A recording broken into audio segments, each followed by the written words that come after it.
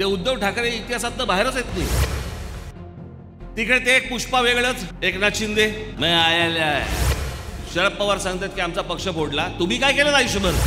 जरांगे पाटील आज तिकडे उपोषणाला बसलेत. मी त्यांच्यासमोर त्यांना पण जाऊन सांगितलं की ज्याच्यामधनं मार्ग काढता येणार नाही. आता माझ्या महाराष्ट्रामध्ये माझ्या हातात सत्ता देऊन बघा. तर खरं बोलण्याचं धाडस हा राज ठाकरे करतो, म्हणून कदाचित लोकांना परवडत नसेल.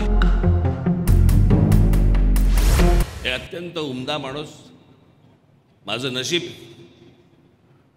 की मी त्यांना भेटू शकलो, त्यांचा स्नेह मला मिळू शकला. अनेकदा त्यांना मी भेटू शकलो, बोलू शकलो. अनेक विषयांवरती मी त्यांच्याशी गप्पा मारू शकलो. अनेक विषय त्यांच्याकडनं मला समजून घेता आले. माणसांकडे, जगाकडे बघण्याचा दृष्टिकोन कसा असावा, काय असावा, हे काय ते सांगत नसत, पण बोलताना आपण ते वेचायचे असतात. मी नेहमी सांगतो ना, संस्कार हे कधी होत नसतात. संस्कार घडत असताना तुम्ही ते वेचायचे असतात.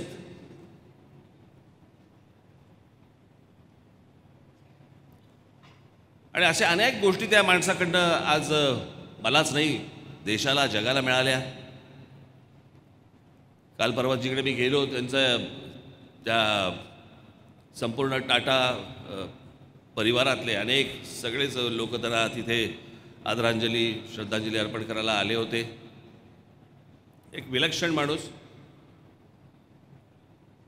मला तो अजूनही प्रसंग आठवतो. मी बोटॅनिकल गार्डन ज्याला नाशिकला मी केलं, वन खात्याची जमीन होती आणि मी म्हटलं ही वन खात्याची जमीन शहरामधली जमीन, म्हटलं याच्याकडे दुर्लक्ष केलं इथे झोपड्या होणार. आणि मी एक आराखडा त्यांच्याकडे घेऊन गेलो. मी काय त्यांचा विश्वास होता मला माहिती नाही. मला मी आराखडा घेऊन गेलो. मी म्हटलं की असं असं मला करायचं आहे तिथे. आणि म्हटलं हे सरकारी कामातनं करायला गेलं की म्हटलं ह्यांच्या टक्केवाऱ्यांमध्येच म्हटलं सगळं बोंबलून जाईल. म्हटलं मला CSR फंड म्हटलं तुमच्याकडनं पाहिजे आणि त्याच्यातनं तुम्ही स्वतः लक्ष घालून म्हटलं ही गोष्ट झाली पाहिजे असं माझी इच्छा आहे. त्यांनी ते सगळं पाहिलं. मग त्यांची माणसं बोलवली. मला म्हटलं किती खर्च येणार आहे? म्हटलं मला नाही माहिती किती खर्च येणार आहे. मग त्यांच्या माणसांनी काढलं. साधारणपणे 3-3.5 कोटी रुपये काहीतरी खर्च होता त्याला. जसं जसं ते प्रकरण वाढत गेलं, मोठं होत गेलं, घडत गेलं, तसं जसं बजेट वाढत गेलं. पण त्या माणसाने कधीही त्याच्याकडे असं बघितलं नाही की अरे बजेट वाढते आता काय करायचं. कधीच नाही. चांगलं होतंय ना, करा.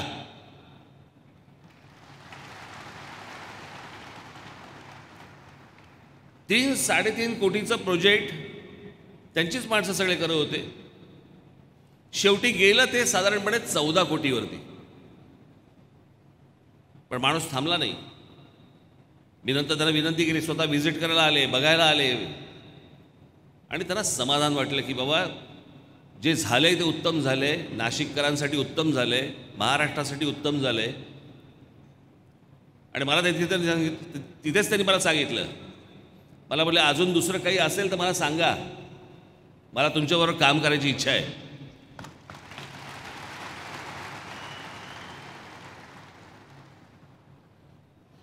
मी त्याला लगेच दुसरा प्रोजेक्ट सांगितला आणि तो म्हणजे वरळीपासून माहीमपर्यंतचा सगळा जो जी दादर चौपाटी म्हणतो आपण त्याला, अख्खा प्रोजेक्ट त्याला सांगितला. त्यांनी माणसं लावली. सगळ्या मिठी नदीचा रिसर्च वगैरे सुरू झाला. पण आपल्याकडे काय आहे, एखादा प्रोजेक्ट करत असताना, एखादी गोष्ट करत असताना जर पैसे खायला नाही मिळाले तर अडथळे कसे आणता येतील याच्यासाठी सगळे टपलेले असतात.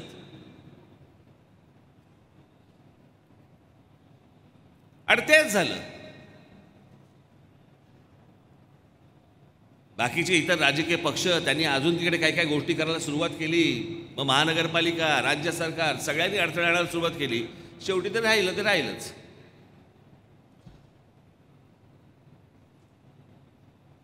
नाही ते इतकं सुंदर झाली असते ती सगळी चौपाटी, पण ते नकोच होतं.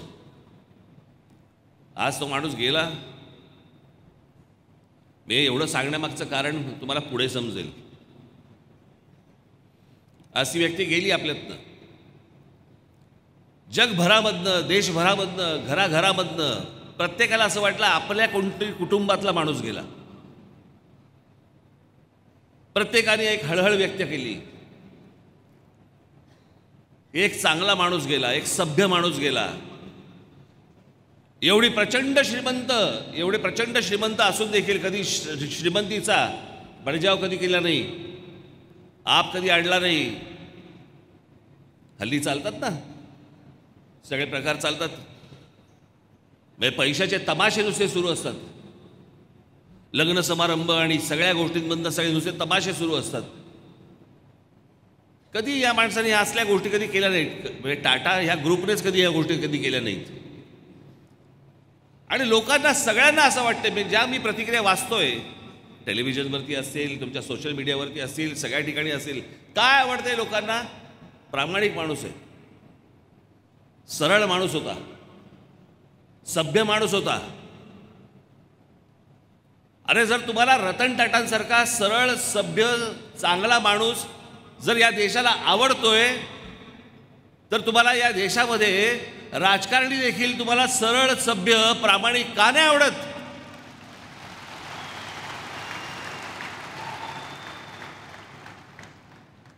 प्रत्येक जण तुमच्याशी गद्दारी करणारा तुम्हाला का आवडतो? खासदार फोडाफोडी करायची, आमदार फोडाफोडी करायची, या सगळ्यामधनं सगळं राजकारण तापवायचं. यांच्याबरोबर पहिल्यांदा निवडणुका लढवायच्या, मग त्यांच्याबरोबर निवडणुका लढवल्यानंतर विचारांची प्रतारणा करून दुसऱ्या पक्षांबरोबर जायचं आणि सत्तेमध्ये बसायचं. हेच गेली 5 वर्ष बघतोय ना आपण. मग नक्की तुम्हाला आवडतंय काय? सरळ विचार करणारा, सभ्य विचार करणारा, देशाच्या राज्याच्या प्रगतीचा विचार करणारा माणूस पाहिजे तुम्हाला, की असले फोडाफोडी आणि असले धंदे करणारे हे असले राजकारणी पाहिजेत? एकदा काय ते ठरवा.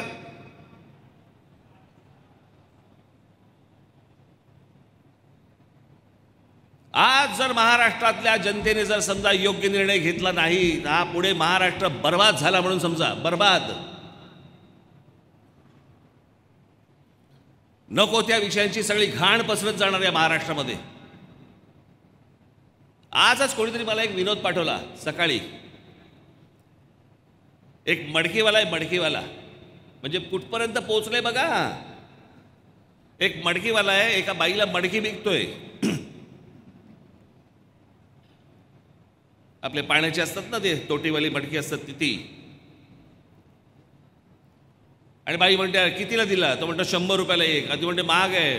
तो म्हणतो नाही नाही स्वस्त आहे. तो म्हणतो अरे पण ते फुटलं तर? तो म्हणतो अहो फुटायला काय खासदार आमदार आहे का तो?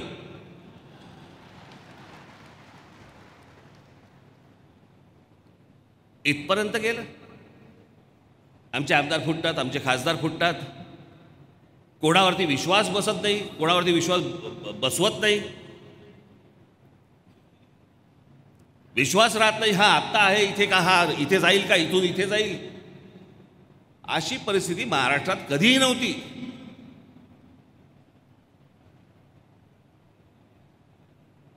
परवा दिवशी आम्ही आता गेले महिना 2 महिने जेव्हा ते हे सगळं चालू होतं, आता आमचं पाहणं कुठच्या मतदारसंघामध्ये कोण निवडून आले, आता प्रत्येक वेळेला विचारावं लागत होतं. प्रत्येक वेळेला हा आत्ता सध्या कुठे आहे. म्हणजे मी ज्यावेळेला आता दौऱ्यामध्ये असताना आपले जिल्हाध्यक्ष, तालुकाध्यक्ष आणि सगळ्यांबरोबर चर्चा करताना ते बोलायचे, मग आता हा इथे आहे, या आता उभाटामधनं हा आता राष्ट्रवादी गेला, राष्ट्रवादी हा काँग्रेसमध्ये, आता हा काँग्रेसच्या मागे लागलाय, आता हा काँग्रेसमधनं किंवा काही निष्ठा बिष्ठा नावाची काही गोष्ट आहे की नाही. आणि महाराष्ट्रातली जनता ह्यांना भरभरून मतदान करते.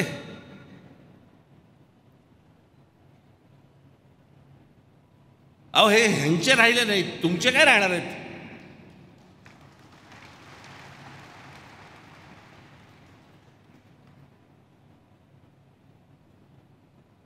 ही अशी अवस्था महाराष्ट्राची करून ठेवली. हा त्याच्याबद्दल बोलतोय, तो काल झाली ती सगळी भाषणं. ते उद्धव ठाकरे इतिहासातनं बाहेरच येत नाही. सारखं वागणं काढतंय. इथून अब्दाली आला, तिथून अफजल खान आला, इथून शाहिस्ते खान आला. अरे महाराष्ट्राबद्दल बोल.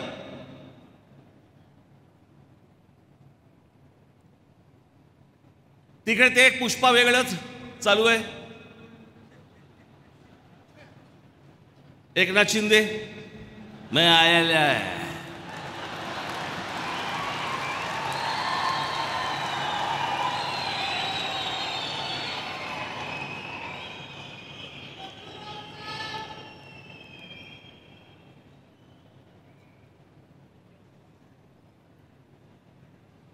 मी असा महाराष्ट्र नाही पाहिला कधी. कोणामुळे निवडून आलात, कोणी तुम्हाला मतदान केलं, कशासाठी तुम्हाला मतदान केलं, सध्या आता तुम्ही काय करतात, अशा प्रकारची विचारधारा महाराष्ट्रामध्ये मला कळेच ना हे काय चालू आहे.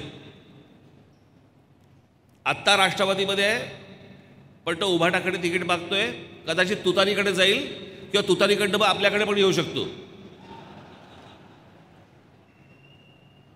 शेवटी आम्ही भुंगायचा का? मला कळत नाही ह्यांच्या घरचे जरी कशी ह्यांना साथ देतात. पुढच्या येणाऱ्या पिढ्यांवरती आपण काय संस्कार करतो आहोत, महाराष्ट्र आपण कोणत्या वाटेत नेणार आहोत, आपल्याला काही समजतंय?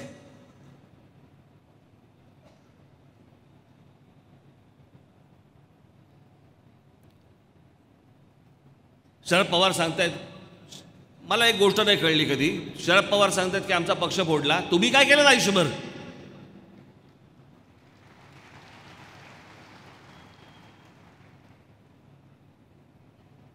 ला काँग्रेस फोडलीत, 91ला शिवसेना फोडलीत, त्याच्यानंतर नारायण राणेंचं झालं, ते गेले, त्यांना फोडलं. तुम्ही कसल्या फोडाफोडीच्या गोष्टी बोलताय? आणि अजित पवारांबद्दल मी बोललोच होतो. इतके दिवस झाले, बरेच दिवस ओरडत होते, आता काहीतरी गुलाबी जॅकेट घालून फिरतात. कोणी सांगितलं मला माहिती नाही. भारतीय जनता पक्ष यांना स्वीकारतो तरी कसा या लोकांना? अजित पवार भारतीय जनता पक्षामध्ये यायच्या अगोदर 8 दिवस अगोदर पंतप्रधान नरेंद्र मोदी सांगतात की 70,000 कोटीचा भ्रष्टाचार केलेल्या लोकांना आम्ही जेलमध्ये टाकू. जेलमध्ये टाकायच्या ऐवजी मंत्रिमंडळात टाकलात.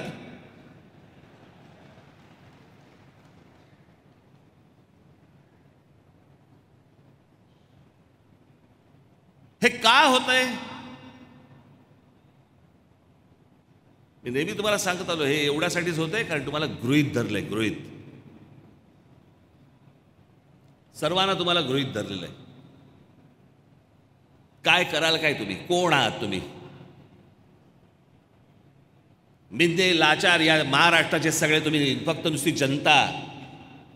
आम्ही निवडणुकीच्या तोंडावरती येऊ, पैसे फेकून तोंडावरती मारू, मतं घेऊन जाऊ तुमच्याकडनं. तुम्ही काय करणार आहात? त्याच्यानंतर आम्ही वाटेल तसे आम्ही वागू, वाटेल तसे आम्ही पैसे ओरबाडू. आज ती लाडकी बहीण योजना काढली आहे, पैसे देत आहेत. कोणी मागितलं होते पैसे? मला आपल्याकडच्या राजकारणाचा उद्देशच कळत नाही, हेतूच कळत नाही. मागितले कोणी आहे तुमच्याकडे पैसे? आज या मी तुम्हाला लिहून देतो, या लाडक्या काय बहीण योजना आहे ना, गेल्या महिन्याचे पैसे येतील, कारण निवडणुका तोंडावरती आहेत. याही महिन्याचे येतील, पुढच्या महिन्याचे येतील, नंतर येणार नाहीत.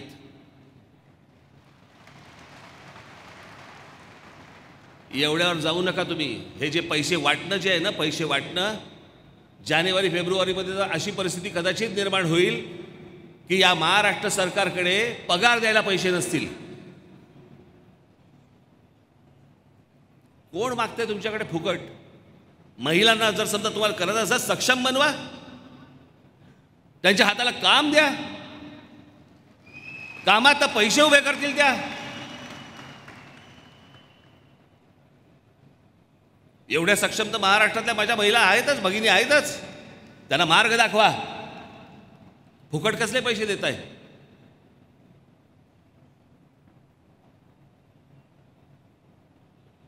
बेरोजगारांना फुकट पैसे, ह्याला फुकट पैसे, शेतकऱ्यांसाठी काय फुकट वीज. शेतकरी आमचा बांधव कुठे मागते फुकट वीज? तो म्हणतोय मला विजेमध्ये सातत्य द्या,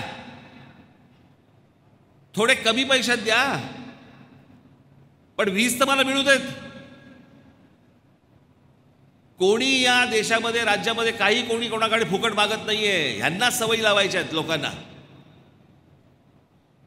आणि एकदा फुकटाच्या सवयी लागल्या ना की मग सगळ्या राजकीय पक्षांना त्याप्रमाणे वागायला लागतं.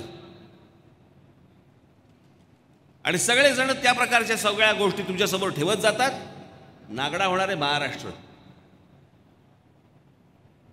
आपण राज्य म्हणून काही विचार करणार आहोत की नाही?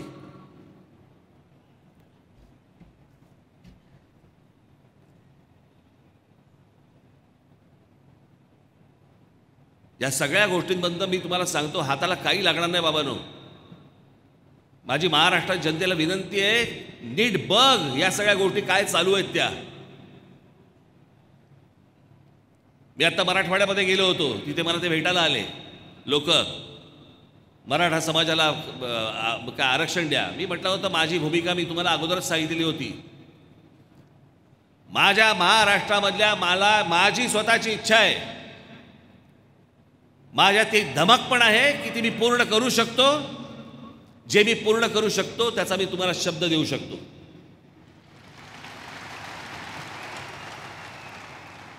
माझ्या महाराष्ट्रामध्ये माझ्या हातात सत्ता देऊन बघा.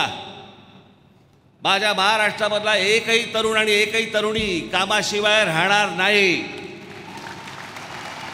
प्रत्येकाच्या हाताला काम असेल, पण ते जातीप्रमाणे दिलं जाणार नाही.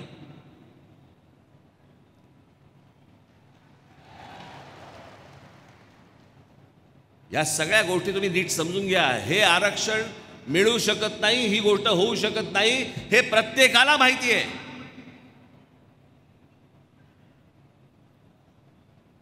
हे फक्त खरं बोलण्याचं धाडस हा राज ठाकरे करतो, म्हणून कदाचित कोण लोकांना परवडत नसेल.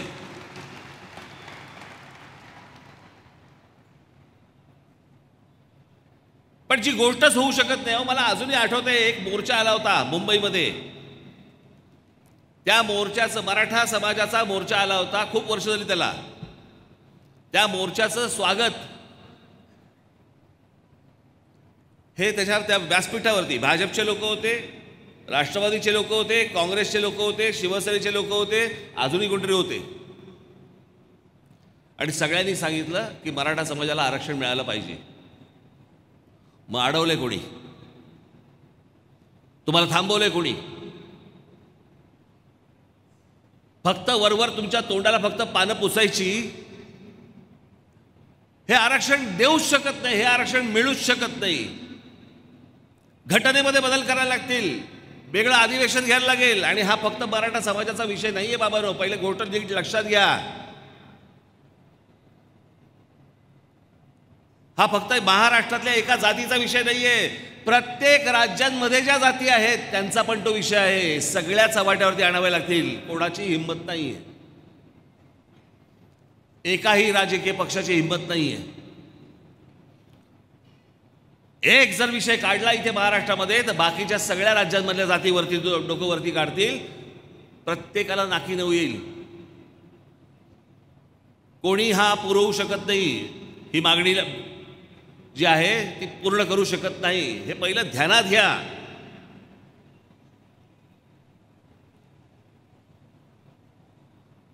कोणताही समाज, कोणतीही जात हाताला कामाशिवाय राहू नये, ही माझी भावना आहे. पण ही सर्व मंडळी तुम्हाला फक्त मतांसाठी म्हणून या सगळ्या गोष्टी भुलतापा टाकते, खोटं बोलतायत. उद्या निवडणुका झाली की तुम्ही बघाच हा विषय निघतो का. पुन्हा ज्या वेळेला काहीतरी निवडणुकांची वारे व्हायला लागतील, पुन्हा हे विषय काढतील. सतत हीच गोष्ट चालू आहे गेली 20 वर्ष. तुम्हाला आठवत आहेत महाराष्ट्रभर मराठा समाजाने शिस्तीमध्ये, मी इतके शिस्तीमधले मोर्चेच पाहिले नव्हते कधी. आठवत तुम्हाला काढलेले मोर्चे? प्रचंड मोठे लाखाचे मोर्चे होते. काय झालं त्या मोर्चानंतर? काही नाही. अनेक तरुण, अनेक तरुणी, मला अजूनही आठवते, मोटरबाईकवरती बसून उत्साहात, जल्लोषामध्ये त्या सगळ्या मोर्चामध्ये सहभागी झाले होते. राज्यातल्या प्रत्येक जिल्ह्यामधनं मोर्चे निघाले होते. काय झालं? आज त्यातल्याच एका गरीब वर्गाला घेऊन आज जरांगे पाटील आज तिकडे उपोषणाला बसलेत. मी त्यांच्यासमोर त्यांना पण जाऊन सांगितलं,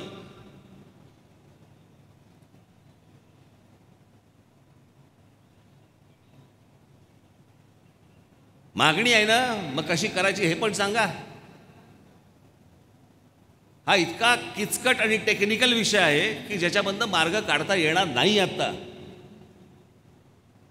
आणि हे सगळं शरद पवारांपासून सगळ्यांना माहिती आहे, सर्वांना माहिती आहे ही गोष्ट. मध्यंतरी काहीतरी एकनाथ शिंदेनी सांगितलं की आमच्याकडनं मराठा समाजाला आरक्षण मिळालं. अरे देऊ शकत नाही बाबा, ह्यांच्या हातात ते ती पॉवरच नाही आहे. राज्य सरकार ती गोष्टच करू शकत नाही. अशाच प्रकारची एक गोष्ट तामिळनाडू सरकारने केली होती, अजूनही सुप्रीम कोर्टामध्ये रेंगाळतोय तो विषय. झालेलं नाही, होणार नाही. माझ्या महाराष्ट्रामध्ये उद्योगधंदे कसे जास्ती येतील, माझ्या महाराष्ट्रातल्या अगदी कानाकोपऱ्यातल्या माझ्या मुलांना, माझ्या मराठी मुलांना मुलींना कामं कशी मिळतील, नोकऱ्या कशा मिळतील, उद्योगात त्यांना प्रोत्साहन कसं देता येईल, त्याच्यासाठी प्रयत्न करा. फुकट कसले पैसे वाटताय?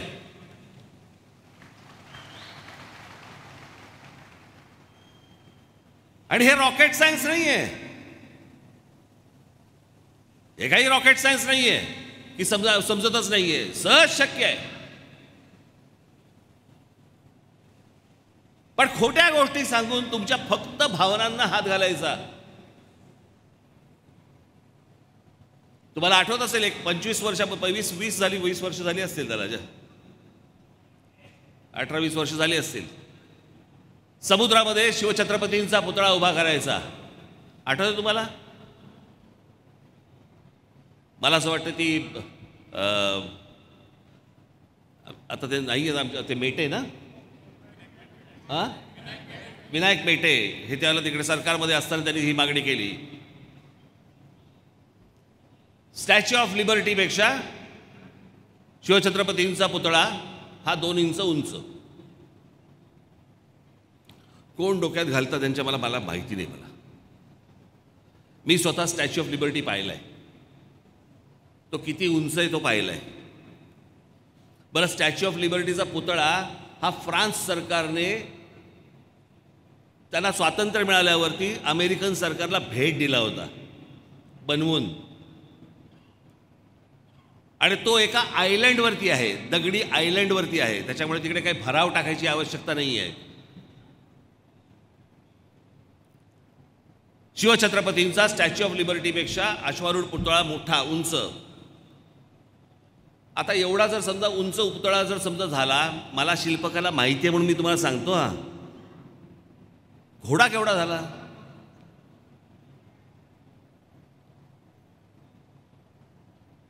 तुम्ही म्हणाल की आता वल्लभभाई पटेलांचा नाही का पुतळा झाला, एका बाजूने आपण चायनाला विरोध करायचा, आमची जागा घेत आहेत चायनावाले, आमची जागा घेत आहेत चायनावाले, आमची जागा घेत आहेत, चीनची प्रॉडक्ट्स वापरू नका, हे एका बाजूने बोलायचं. आणि वल्लभभाई पटेलांचा पुतळा कुठून येणार? चीनमधनं बनवून येणार. तो चायनातनं आलाय पुतळा बनवून, आपल्याकडे बनलेला नाही आहे तो. हाही तसाच बनवायचा. समजा बनवला उद्या, पहिल्यांदा त्या समुद्रामध्ये ज्या वेळेला भर घालायला लागेल, ते कितीचं घालायला लागेल? एक साधी गोष्ट आपण आत्ता सहज उदाहरण बघू.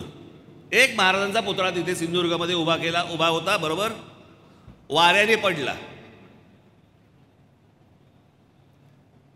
तो काय फार मोठा नव्हता, पण वाऱ्याने पडला. म्हणजे शिल्पकला ही गोष्ट आपण नीट समजून घेतली पाहिजे. तो नुसता असा पुतळा उभा करायचा नसतो, त्याला एक बॅलन्स असतो, सगळ्या गोष्टी असतात.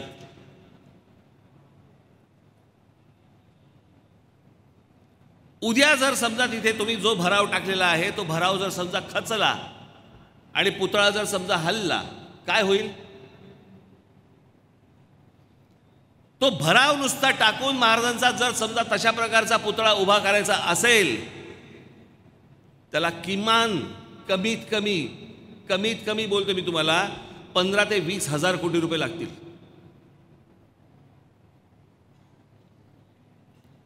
समुद्रामध्ये, मी तेव्हापासून सांगतोय, समुद्रामध्ये शिवछत्रपतींचा पुतळा उभा करण्यापेक्षा हे 15,000 कोटी 20,000 कोटी महाराजांच्या गडकिल्ल्यांवरती जर समजा आपण खर्च केले,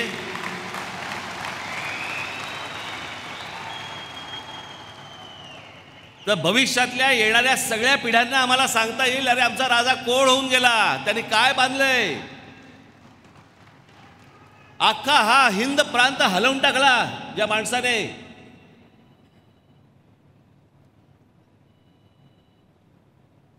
जो औरंगजेब या संपूर्ण प्रदेशाचा जो राजा होता, त्याला त्याची लायकी दाखवली.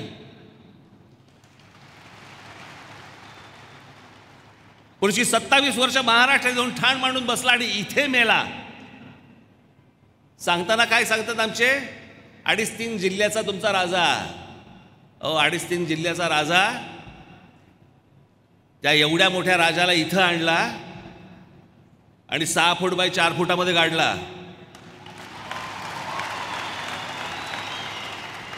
आम्हाला 2.5-3 जिल्हे लागले नाहीत.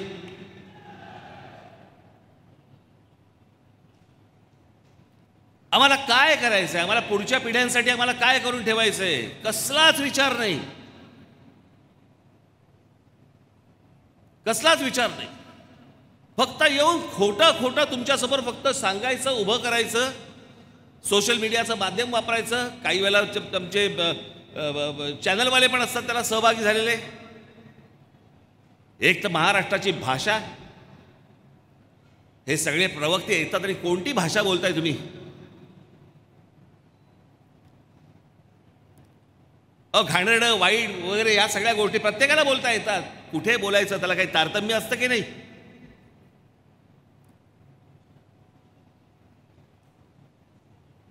विनोदाने कुठची गोष्ट मांडावी, ती गोष्ट कशी मांडावी, विनोद कुठपर्यंत असावा, शिवी कोणा. आम्ही तुम्हाला सांगतो, मला अजूनही आठवतंय पूर्वीच्या काळातली एक गोष्ट. यशवंतराव चव्हाण हे सांगायचे की प्रबोधनकार ठाकरे त्यांच्या भाषणामध्ये कधीतरी शिव्या देतात, पण तो विषय समजून घेताना जर समजा तुम्हाला ती शिवी कळली, तर तुम्हाला बोध होईल की ते तुम्हाला काहीतरी सुचवतायत, सुनवतायत, काहीतरी चांगलं सांगतायत. या असल्या घालण्याशिवाय नाहीत.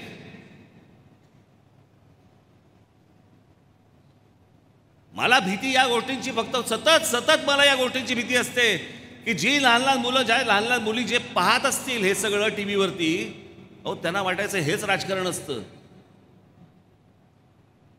उद्या ते दाम दुपटील, तिकडे शिव्या द्यायला लागतील, घाणेरडं बोलायला लागतील, मग काय राहिलं. सुसंस्कृत महाराष्ट्र बनायचा, सभ्य महाराष्ट्र बनायचा, देशाला दिशा दाखवणारा महाराष्ट्र बनायचा. ही दिशा, याला दशा म्हणतात.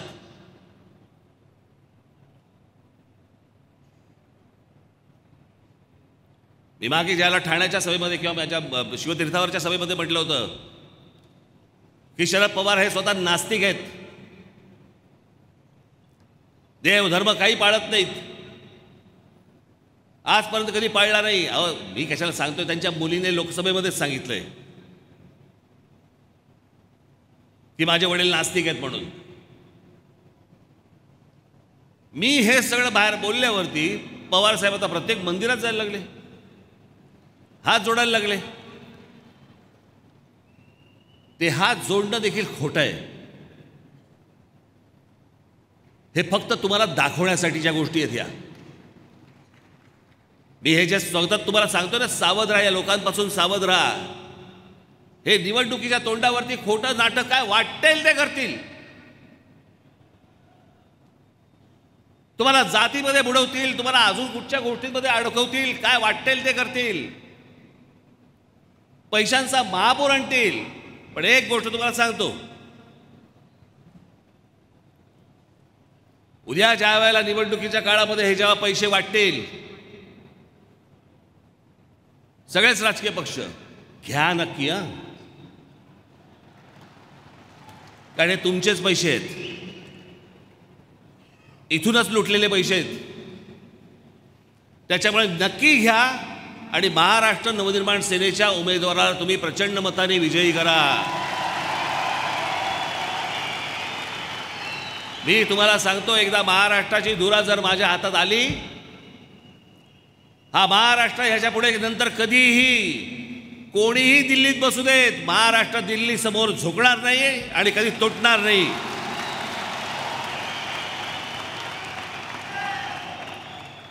आपला अभिमान, आपला स्वाभिमान आपणच जगवला पाहिजे. कोणी येतंय आणि काही घेतंय. तुमच्याकडे येतात, तो एक उद्योगपती अदानी नावाचा माणूस येतो, विमानतळ घेऊन टाकतो, तुमच्याकडचे पोर्ट्स घेऊन टाकतो, तुमच्याकडच्या खार जमिनी घेऊन टाकतो. काही नाही आम्हाला पडलेली. कोकणामधली एक मोठी जमीन घेत आहेत. हे सगळे उद्योगपती येणार. मी तुम्हाला आज एक गोष्ट सांगतो आणि मी सांगतोय हे अत्यंत विश्वासाने सांगतोय, तपासून बघा.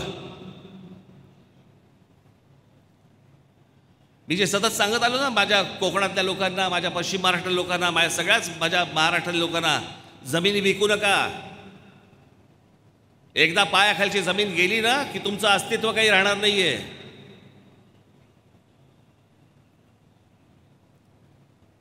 लांब कशाला, बाजूच्या गुजरातमध्ये जा. गुजरातमधला कायदा बघा. गुजरातमध्ये जर शेतीची जमीन असेल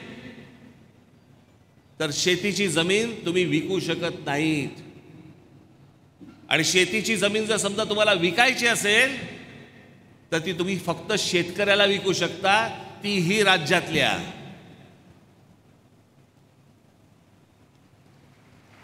प्रत्येक जण आपापल्या राज्याचा विचार करतो, प्रत्येक जण आपापल्या माणसांचा विचार करतो. आमच्याकडेच फक्त सगळ्या गोष्टींचा लिलाव मांडला जातो.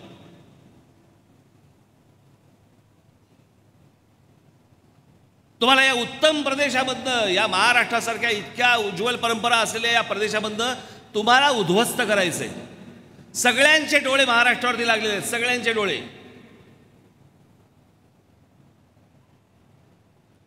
कोण येत आहेत, कोण जात आहेत, कोण काय करतंय, कशाला काही थांगपत्ताच नाही.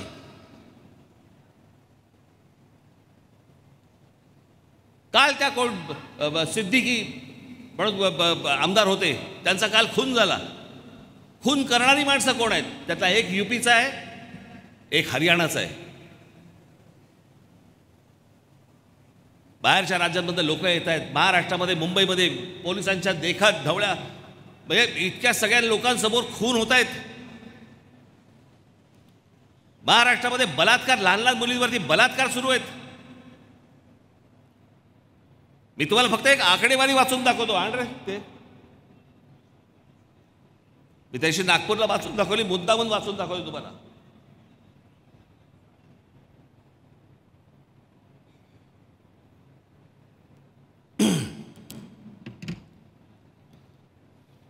(2017) मी अगोदरचा जात नाहीये. मी 2017 ते 2023 एवढेच फक्त मी महाराष्ट्रातले आकडे सांगतोय तुम्हाला.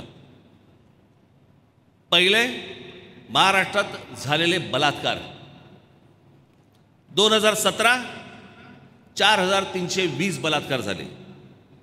2018 4974 बलात्कार झाले. 2019 5412 बलात्कार झाले. 2020 4846 बलात्कार झाले. 2021 5954 बलात्कार झालेत. 2022 7084 बलात्कार झालेत. 2023 7521 बलात्कार झालेत. 24चा यायचं आहे. अपहरण, महाराष्ट्रातल्या मुली पळवणे,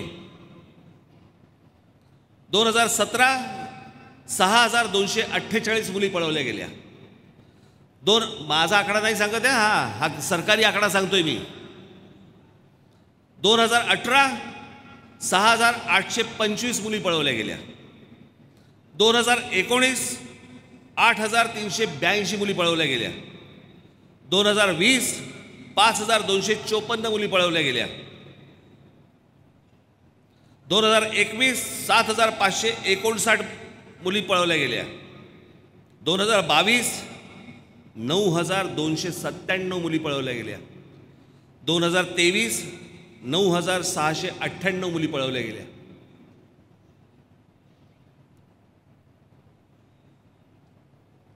हुंडाबळी, नातलगांकडून होणारे अत्याचार, विनयभंग, लैंगिक अत्याचार,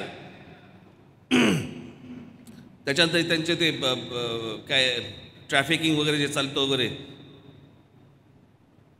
2023ला हे सगळे गुन्हे जर समजा आपण पकडले, मी आता तुम्हाला जे वाचून दाखवले, तर 2023ला 47,381 गुन्हे आहेत.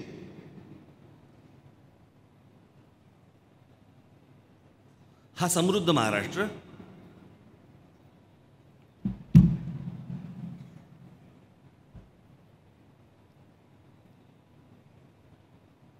बाईबद्दल काही जर समजा एखादी गोष्ट घडली तर रांजाच्या पाटलाच्या चौरंग करणारा आमचा शिवराय, या आमच्या शिवरायांनी काय सांगितलं, जी धाक भीती ती जी होती कुठे राज्यामध्ये.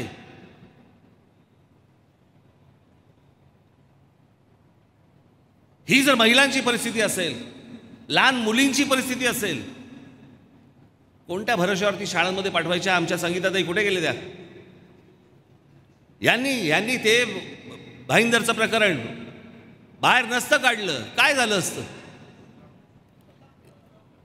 बदलापूरचं भाईंदरचं नाही, बदलापूरचं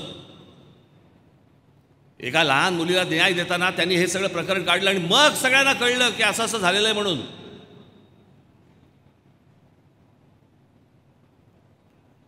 हे सुराज्य, हे स्वराज्य, हे माझं राज्य, हे महाराष्ट्र राज्य.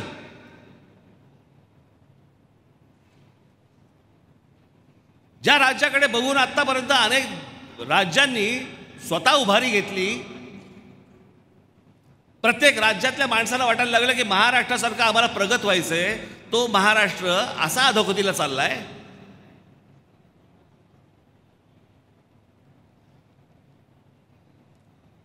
जे मनाला येईल ते तुम्हाला सांगितलं जातंय, जे मनाला येईल ती फक्त शब्द दिले जात आहेत, फुकट पैसे वाटले जात आहेत. माझी तुम्हाला सगळ्यांना फक्त एकच विनंती आहे, हे आचारसंहिता वगैरे लागतील, बाबांनो महाराष्ट्राकडे तुमचं लक्ष हे असलंच पाहिजे. महाराष्ट्र नवनिर्माण सेनेच्या माझ्या प्रत्येक सैनिकाचं लक्ष असलं पाहिजे. कुठे कोणती गोष्ट घडतेय, ही कशा प्रकारची फसवणूक होतीये, कशा प्रकारे जनतेला फसवलं जातंय, सर्वांकडनं कसं फसवलं जातंय, मला असं वाटतं ही गोष्ट सर्वात महत्त्वाची आहे. आणि म्हणून येणाऱ्या या विधानसभेच्या निवडणुकीला ना युत्या ना आघाड्या,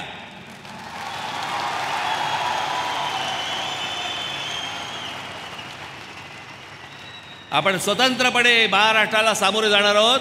मी तुम्हाला नक्की सांगतो की येणाऱ्या विधानसभेच्या निवडणुकीच्या निकालानंतर महाराष्ट्र नवनिर्माण सेना हा सत्तेमधला पक्ष असेल. आपण एवढं लक्षात ठेवावं. ज्या लोकांनी आपल्यावरती आशा अपेक्षा ठेवलेल्या आहेत त्या सर्वांना आपण उत्तम महाराष्ट्र घडवून दाखवू, एवढीच फक्त माझी मनापासून इच्छा आहे. मी पहिल्याच माझ्या सभेमध्ये सांगितलं होतं की जगाला हेवा वाटावा असा महाराष्ट्र माझ्या हातून घडावा, एवढीच फक्त माझी प्रामाणिक इच्छा आहे. या राज्याची धुरा महाराष्ट्राने एकदा आमच्या हातामध्ये द्यावी एवढी एक विनंती करतो आणि आपल्या सर्वांची मी रजा घेतो. धन्यवाद. जय हिंद, जय महाराष्ट्र.